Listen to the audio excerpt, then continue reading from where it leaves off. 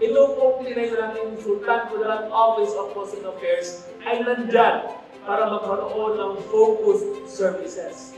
Tama po nabanggit kanina, may social services. Nandyan din po ang dawa. Nandyan din po ang pag-maintain, ang pag-organize na ating mga masjid, ang pagsusupport sa ating mga madrasa, ang pagtatayo ng iba't ibang Islamic cemetery sa lahat po ng LGU ng Sultan Kudarat Province. Ang pag-celebrate po ng automatic system kung saan ang halal industry ay ating matulungan at napakaraming pagkakataon. O hindi po natin pwedeng gawin ng mga bagay-bagay. Gagawa natin ng paraan para tayo po ang magsimula at tayo po manguna.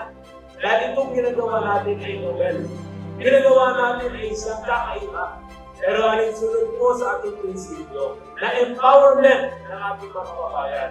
Nakita ko po na isang magandang oportunidad na magtayo ng Sultan Kudarat Office of Muslim Affairs para maging systematic ang ating governance, diretso sa taong bayan, at hindi sila magkaroon ng interagency na lahat po tayo ay magtulungan. Ang opisinang ito ay tayo hindi para maging watak-watak ng ating grupo. Itinayo ito para magkaroon ng kulay ng pagkakaisa pagdating sa serbisyo natin sa ating mga kapatid.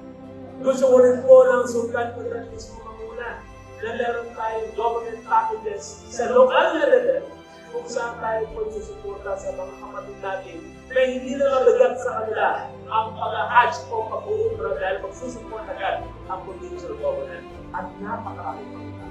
Sinasabi ko po ito, mga kapatid, ACC Plus, I want to empower everyone.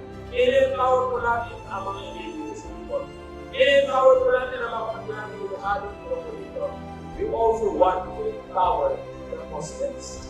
Kasi ang gusto natin ipakita dito ay inclusive governance. Lahat ay kasama, walang naiiwan. Ang sinabing kapamilya, ibig sabihin, walang limitaw at hawak kami hanggang sa ito ang ating programa sa